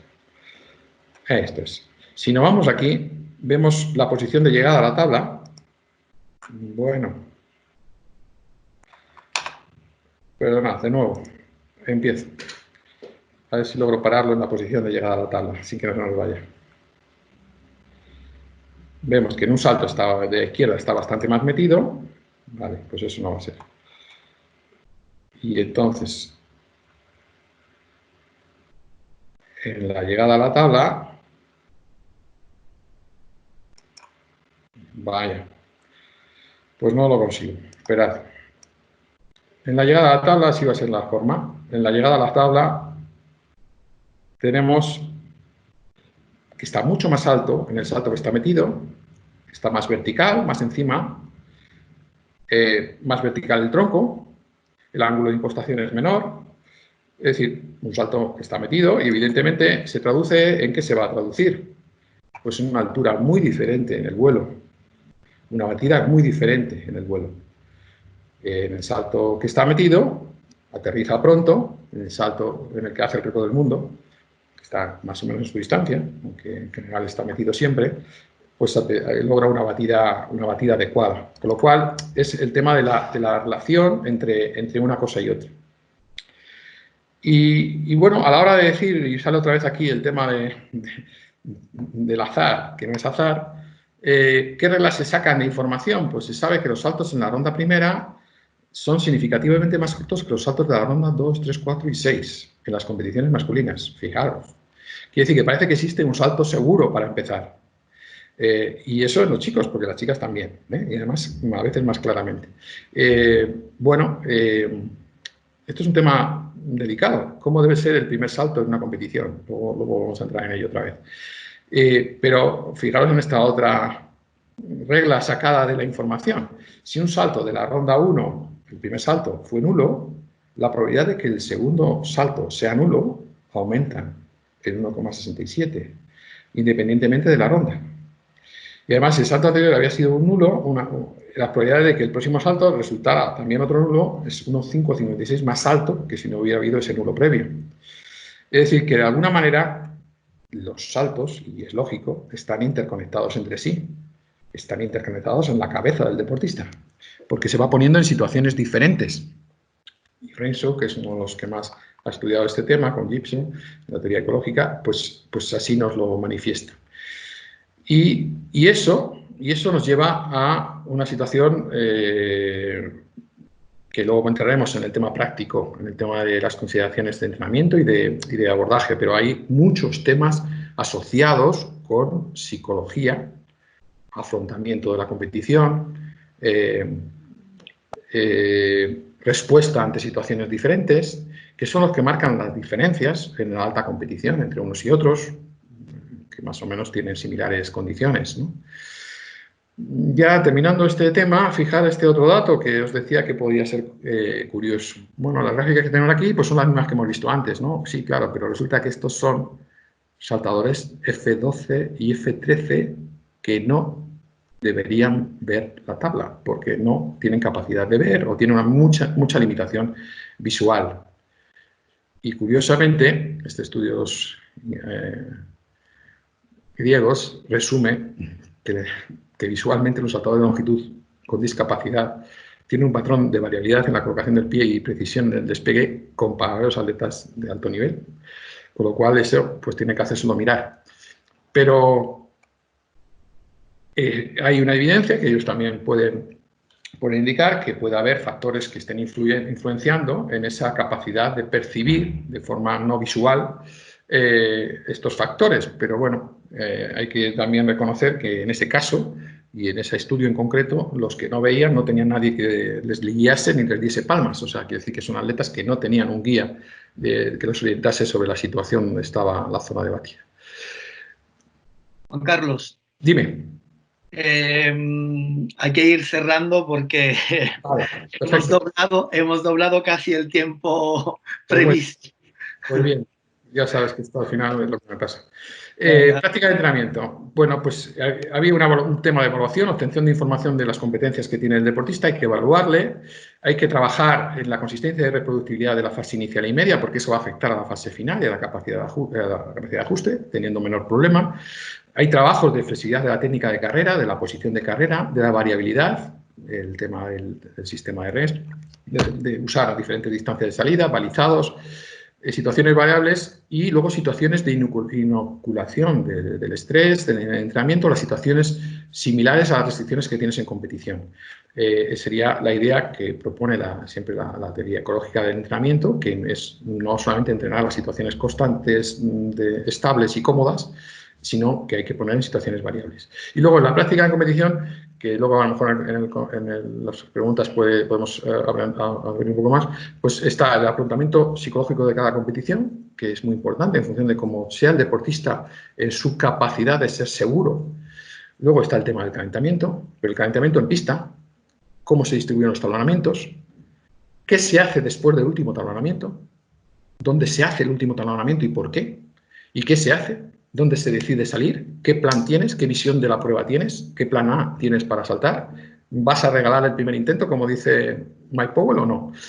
Y luego la adaptación de lo que pase tras cada uno de los intentos, que es eso de todos los planes. El uso de diferentes tipos de marcas para ayudar al entrenador y la gestión de los cambios, que implica pues una fluida comunicación con el deportista y conocer bien al deportista que tienes, porque hay deportistas que dices echa adelante y si no está convencido va a correr más corto porque se cree que se va a meter, y lo contrario, que le echas atrás y se cree que se va a quedar lejos y empuja más. Entonces, si el deportista no es, tienes ese perfil de deportista, tienes que tener cuidado en cómo lo planteas. Y yo creo que aquí, en orientaciones globales, esto está más o menos explicado, que son esas orientaciones. Yo creo que aquí podemos terminar y voy a cerrar la presentación. Porque aquí hay algunos ejercicios y cosas, pero bueno, luego a lo mejor hay el tiempo. Pues disculpad porque, evidentemente, en mi caso, ya sabéis que no voy a parar. y bueno, pues espero que haya suscitado, pues por lo menos, interrogantes y formas de planteamiento, porque todo esto nos genera a todos constantemente abordajes, formas de abordar con cada deportista esto, en función de los problemas que tiene o no tiene, y ideas para la enseñanza en jóvenes. Bueno, hay muchísimas cosas. Así que yo, Claudio. Bien. Muchas gracias, Juan Carlos.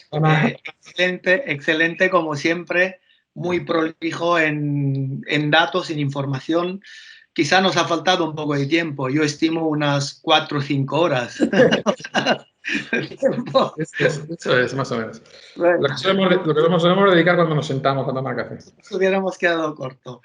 Bueno, te agradezco, obviamente, como no podía ser de otra forma, tu presencia, y a partir de ahora damos paso a las preguntas. Os vais reservando con el chat y luego vamos dando paso, abriendo el micro en orden cronológico de petición de las preguntas. Ánimo.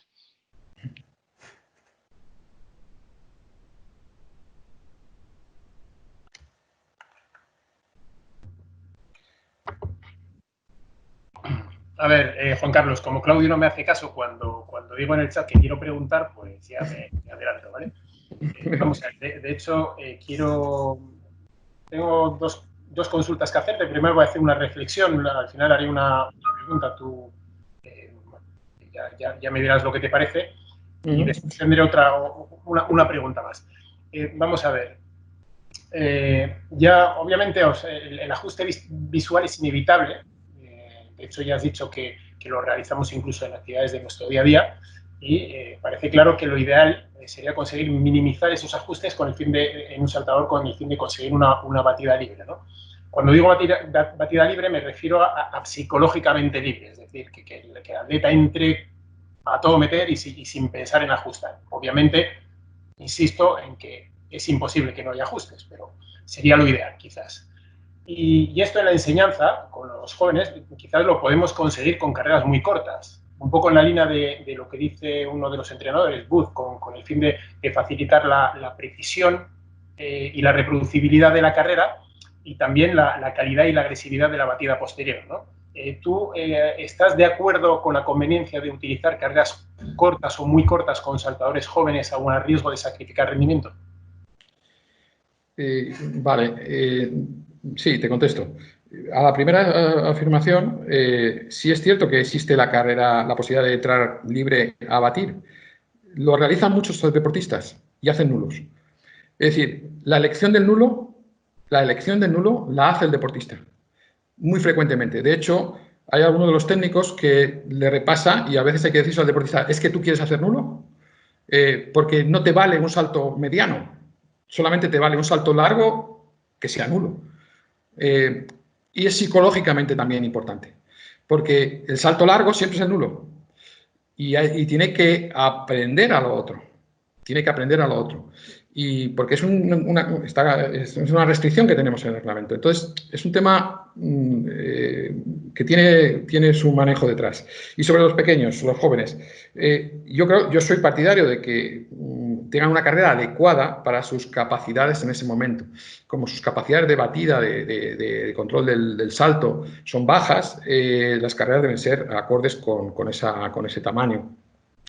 Por eso hablamos que sí, que mejor, es la famosa norma de que más o menos la edad cronológica, porque bueno, las carreras no crecen más que hasta 22, 23 pasos como mucho, y evidentemente un atleta con 22, 23 años tiene una carrera consolidada, la tiene ya finalizada, ¿no? Entonces, bueno, pues es una idea, más o menos 2 pasos, más o menos la edad cronológica, es una cosa que decimos como intención, pero evidentemente esa no es la razón fundamental, sino la razón fundamental es que vayan creando esto. Carreras excesivamente cortas tienen 2 problemas, que saliendo de parado, que también es uno de los aspectos que para minimizar factores de conflicto con gente joven hacemos con frecuencia, pues si son excesivamente cortas tienen muy poco tiempo para la colocación adecuada de la posición y tampoco enseñan, si tú haces una carrera de 8 pasos, no tienes ajuste visual.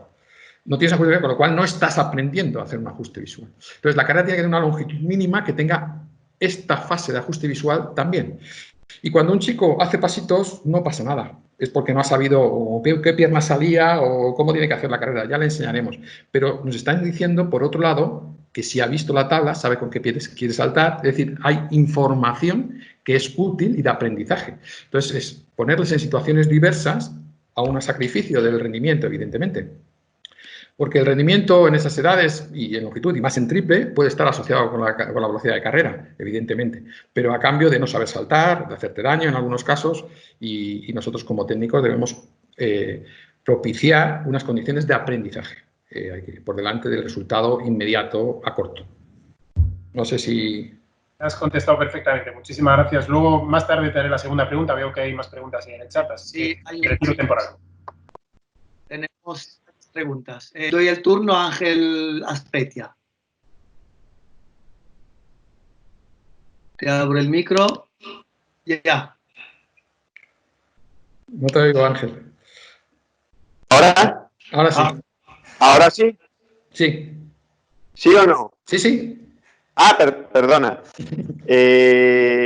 Bueno, una que prácticamente iba a preguntar un poquito lo mismo que Carlos, pero repasando un poquito mentalmente,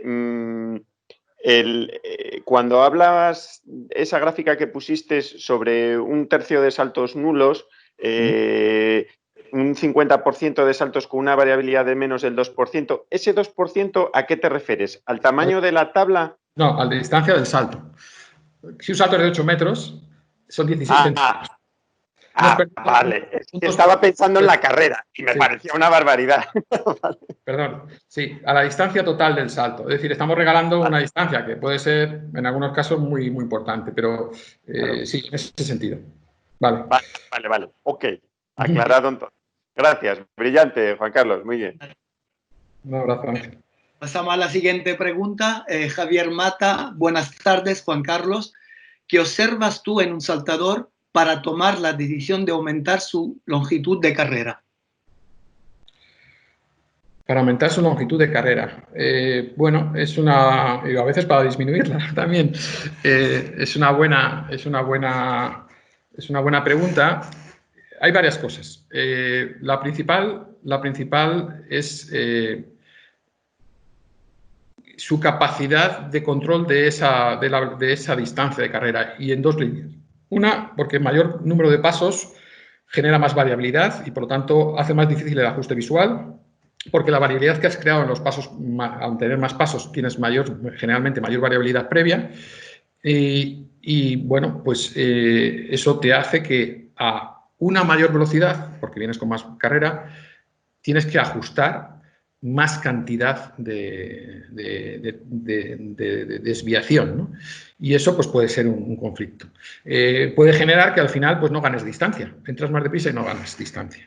Entonces, cuando alguien no está ganando distancia entrando más deprisa, pues está perdiendo algo, que es que está entrando con más riesgo, con más probabilidad de nulo, o está entrando en una situación que no consigue sacarle partido.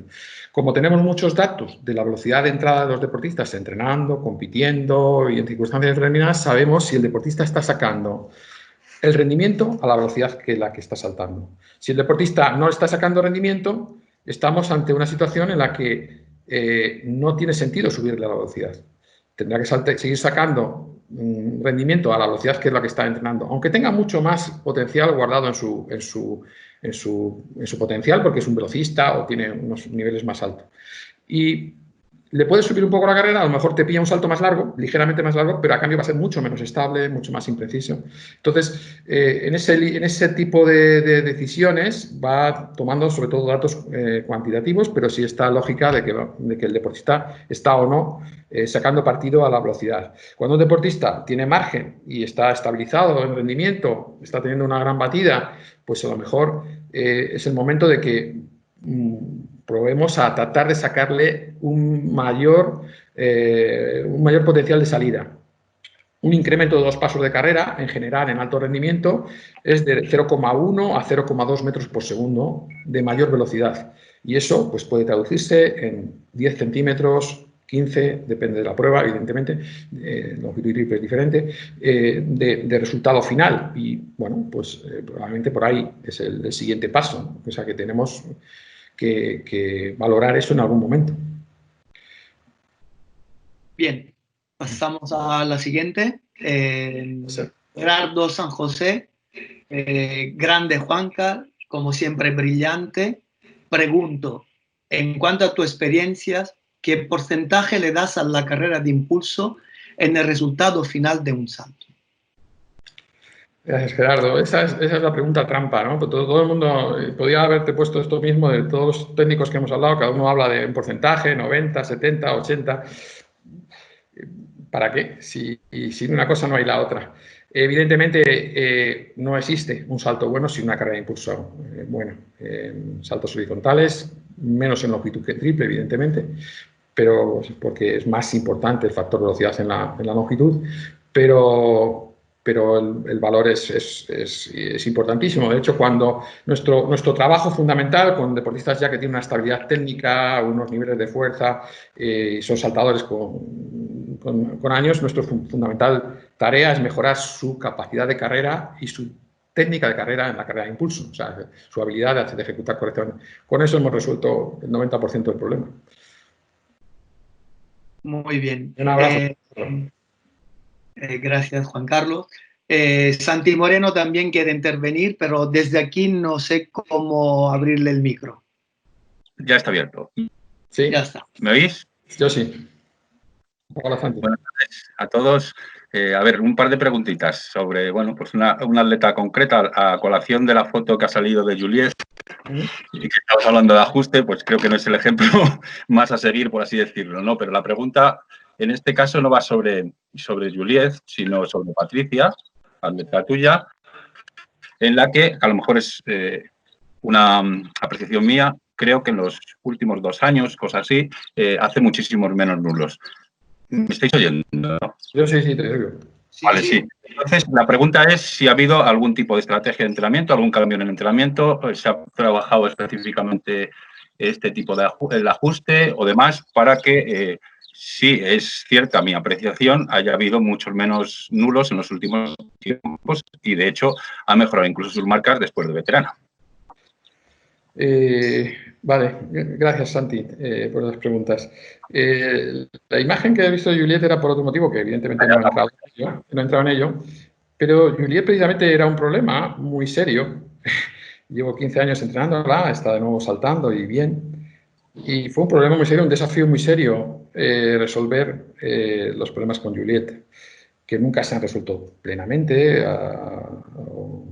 como quisiéramos, pero sí que le han hecho llegar a saltar 680 y pasar calificaciones de campeonatos internacionales y bueno, y lo que le queda, ¿no? Estaba puesta porque los atletas son los que te hacen aprender. Y Juliet es la persona que más me ha hecho aprender sobre este tema. Trabajando 15 años seguidos con ella. De hecho, la mitad de las cosas que hemos podido tocar o mencionar y que he implementado durante los años al resto del grupo, de forma sistematizada, han sido sacados de la experiencia del trabajo con ella. Precisamente porque, llegado un momento, el entrenador tiene que poner soluciones, tiene que buscar soluciones, tiene que aportar soluciones. Y en esa línea, pues lo hemos estado buscando, ¿no? Y bueno, pues hay muchos temas, a veces anecdóticos, como por ejemplo, si tu atleta es incapaz de no hacer nulos, ni entrenando ni compitiendo, ¿qué tal si le haces entrenar sin pisar la tabla? Pero con la tabla puesta. Esta mañana he hecho un entrenamiento en la que un atleta que tiene ese mismo problema ahora mismo, parecido, ha hecho con ese criterio todos los saltos, ¿vale? Ha hecho uno solo, sin tabla, que era lo que le estaba pidiendo. Los otros han sido con tabla perfecta, no ha hecho ningún nulo. Es el problema de dónde focalizas la atención. Entonces, ese es así. En el caso de Patricia, pues la situación ha ido cambiando. Es una percepción, sí que en algunos momentos ha estado más estable en este sentido. Patricia durante muchos años, bueno, desde el principio al principio era una atleta muy hábil ajustando, más fácil por sus características, a veces en detrimento de otras cosas. Antes de venir a entrenar conmigo, era bastante hábil ajustando. No ajusta con su pierna dominante, la pierna con la que salta el triple no es la pierna que tiene de ajuste mejor, porque curiosamente empezó con la pierna contraria, que también eso es otro factor. Y durante mucho tiempo he estado saltando con carrera parada. En los 3 años anteriores estuvo saltando con carrera lanzada y hemos vuelto a la carrera parada de nuevo, hemos recuperado la carrera parada. Y bueno, no podría decirte exactamente porque este tema es un tema continuo de trabajo. Quiero decir, no ha habido un cambio radical, sí que ha habido un cambio en el tipo de carrera que he empleado, en los esquemas de funcionamiento, pero también creo que hay unos momentos en los que los deportistas están menos presionados o que se sienten más liberados o tienen más claro una serie de criterios, esa focalización del plan A en una competición, y entonces hace que en esas situaciones saquen mejor sus habilidades, ¿no? Habilidades que están pues, adquiridas durante muchísimos años y que están ahí dentro. Así que espero que siga, de hecho creo que puede seguir mejorando. Muy bien, gracias. Pasamos a otra pregunta. Hay Dolmen, que no sé exactamente quién es.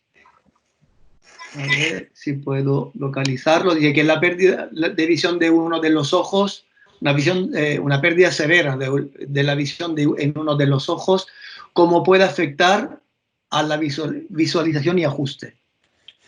Pues no soy especialista en optometría ni oftalmólogo.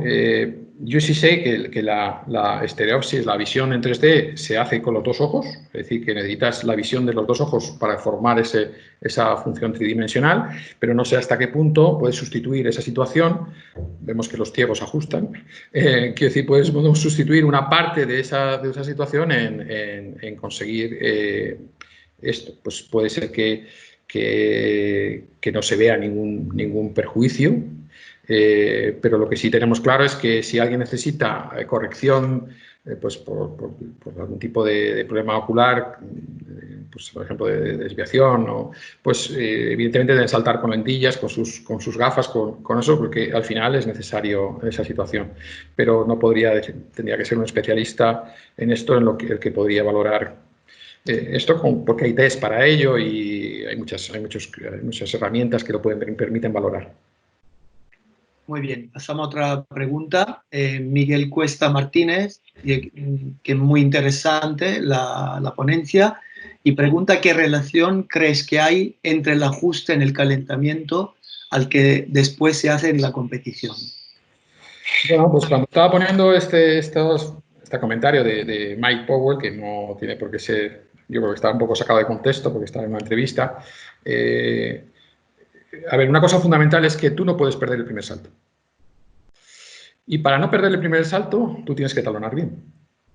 Pero la siguiente cosa es que además de todo eso, tú tienes que saber si tu deportista cuando talona moviliza todo su potencial, que no hay nadie, el 98, el 97 o el 96.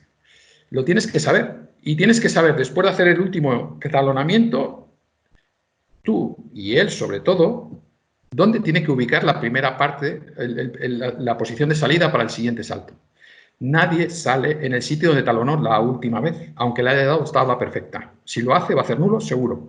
Y si es joven, va a quedarse lejos de la tabla, porque no sabe correr.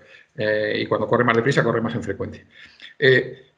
Todo el mundo tiene que cambiar normalmente del último talonamiento a cuando va a empezar, por la situación de que va a tener una activación mucho mayor cuando va a saltar. De hecho, incluso entrenando, nosotros tenemos carrera de impulso. Medimos con células. Se puede correr todo lo que quieras. Vale, has corrido a tal velocidad. Le dices, complétame un salto de longitud de triple y entra más deprisa que talonando.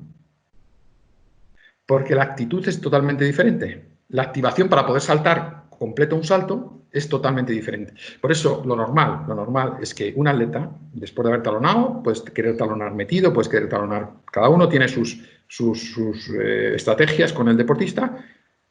Muy frecuentemente echan 1, 1,5, 2 pies atrás para empezar. Y aún así se meten.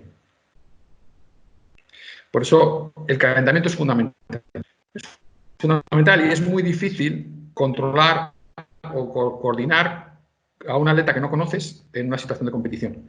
Porque tienes que haberle visto funcionar y si no, pues a lo mejor no le puedes aconsejar. Y esperar a tener un primer salto nulo para empezar a corregir cosas... Son 3 saltos. No es buena idea. Un salto nulo primero aumenta la probabilidad de un segundo nulo. Y un salto seguro muy malo tampoco nos lleva a ningún sitio. Por eso a veces es mejor estar un poco lejos en el primer intento e ir con todo el potencial, porque la frescura del primer intento no la vas a tener después. Hay deportistas que aseguran y dices, ¿qué estás asegurando? Aseguras eso en la liga de clubs, pero aquí, si es una final de un campeonato o es una calificación, no hay nada que asegurar. Es decir, con tu nivel de asegurar no vas a conseguir ir a ningún sitio, salvo ciertos deportistas, ¿no? Bueno, no sé si he contestado a la idea. Sí hay diferencias importantes entre el talonamiento y tal, y no son iguales para cada deportista. Cada deportista tiene las suyas. Muy bien. Juan Carlos, pasamos a otra pregunta. La formula Fernando Toquero. ¿Eliminarías los nulos por tabla en categoría de menores, cadetes, para beneficiar la velocidad de entrada a la batida y hacer una modificación en el reglamento similar a la tabla de los invidentes? Muchas gracias. Bueno, de hecho, creo que hay en alguna de las categorías hay una versión de esta, en Alemania hay versiones de ese estilo. Bueno, en niveles muy bajos hicimos un estudio que además lo hizo Jesús Oliván, en su trabajo fin de carrera sobre... no, eso fue sobre velocidad, pero sí, estaba mirando también el nivel de los nulos en chavales jóvenes. A partir de más temprano de una edad, no hacen nulos. ¿Porque le da vergüenza? No, porque saltan con la pierna que les pilla. O sea, que no hacen nulos. Tienen la mitad de probabilidad de hacer nulo porque van a saltar con la pierna. Otra cosa es que el salto va a ser malo. Pero a partir de un momento que tiene una pierna dominante, una pierna debatida, ese problema empieza a crecer. Los que han usado la tabla de 50 centímetros que tienen, por ejemplo, los alemanes, despotrican un poco que los chicos no aprenden. Pero claro, ten en cuenta que si queremos tener bastantes saltos medidos, que tengan la posibilidad de competir pues, más intentos, mayor volumen de gente, pues a lo mejor ese es un buen sistema. Y de hecho hay bastantes juegos para categorías menores de los alemanes, por ejemplo, que van en esa línea. Con lo cual, alguna versión de estas en edades más tempranas yo creo que es necesaria, es imprescindible. Vamos. Vale. Vamos con la siguiente pregunta que vuelve a formular Javier Mata. Dice si consideras más segura a efecto de ajustes una carrera saliendo de una referencia concreta, marcada o no te importa una carrera lanzada previamente al punto de referencia. Pues también hay estudios sobre esto y en principio la lógica diría que la carrera estática es más segura porque pues puede generar primero para empezar, un menor riesgo de que el primer paso ya haya variabilidad inicial, más luego otros problemas. Pero también depende mucho de las características del deportista, porque hay deportistas que saliendo parados son bastante malos y entonces se caen más veces, se desequilibran, se van los talones por detrás y entonces la variabilidad para ellos crece en esa situación. Entonces no hay una garantía perfecta, aunque sí que para evitarnos problemas en categorías menores, en gente inicial, partimos de la idea de salida en estático con una situación concreta y las coreografías o las situaciones más de otro tipo pues las dejamos para después. Pero, por ejemplo, en entrenamientos de carreras cortas, pues, por ejemplo, la carrera lanzada puede ser muy útil para conseguir una posición con poca carrera, una posición de salto adecuada y poder hacer saltos. Entonces, no hay algo perfecto. Algunos de los atletas cuando han cambiado te dicen, y he tenido muchos que han cambiado de una cosa a otra, han vuelto y han vuelto a cambiar, y en eso pues hay que también entender por qué lo busca el deportista, que cuando pueden estar con mayor error en una salida lanzada, pero sin embargo se ven más libres o ven antes ese posible error, se ven mejor colocados y resuelven mejor el ajuste cuando salen lanzados. Por eso digo que la salida a veces es parada, pues dicen no tengo margen de maniobra, tengo que ir y si hay un error no lo resuelvo. Por lo tanto, no hay estudios, pero en principio una salida estática es más estable en la parte programada que la salida lanzada. Otra cosa, si va a ser luego en el ajuste visual, va a tener informaciones suficientes de una forma y de otra. Muy bien. Vamos, Juan Carlos, con la última pregunta que vuelve a formular Carlos Cordente y creo que se aprovechará para dar por concluida la charla. Pues muy bien, mira. Bueno, has dicho, Juan Carlos, en un momento dado que el ajuste visual es inconsciente o tiende a serlo o debe serlo. No recuerdo exactamente cómo lo has dicho. Y respecto a Anelio Moura, has comentado que utiliza programas de entrenamiento específico de ajuste visual. Entonces, lo que te pregunto, no sé si lo sabes, imagino que sí, es si los atletas de Anelio, cuando utiliza este tipo de trabajo, son conscientes del objetivo del entrenamiento. Sí, evidentemente. A ver, son dos cosas diferentes. Tú puedes querer ajustar un sitio y lo haces de manera que tú vas a ajustar el salto, puedes hacerlo visualmente, conscientemente. Pero también lo puedes hacer tratando de tener solamente visión periférica. Y al final tú estás ajustando a un espacio, pues igual que haces. Evidentemente le falta el salto. A muchas de esas tareas, porque si no sería el propio salto en sí, a muchas de esas tareas son tareas simplemente de ejercicio de carrera, con referencias determinadas y cosas de ese estilo. Pero estamos haciendo un despertar de la percepción-acción, es decir, de la información y acción en diferentes circunstancias.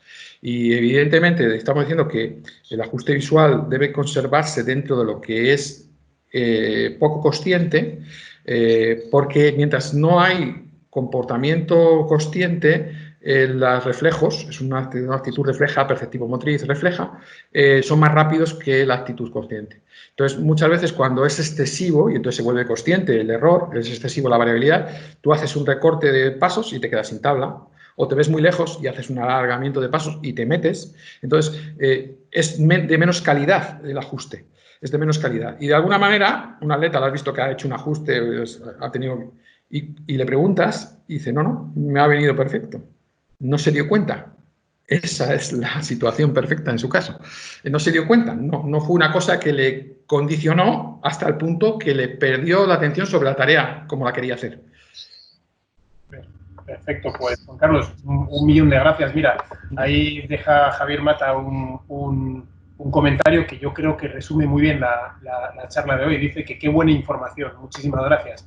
Yo también te agradezco, Juan Carlos, la ponencia, creo que ha sido interesantísima, creo que nos aporta muchísimo y que ayuda, bueno, pues a la formación continua y también a la adquisición de cultura atlética de todos los entrenadores y entrenadoras asistentes, ¿no? Asistentes y los que te van a ver después, porque recuerda que esto va a quedar grabado para, digamos, para la posteridad, ¿no?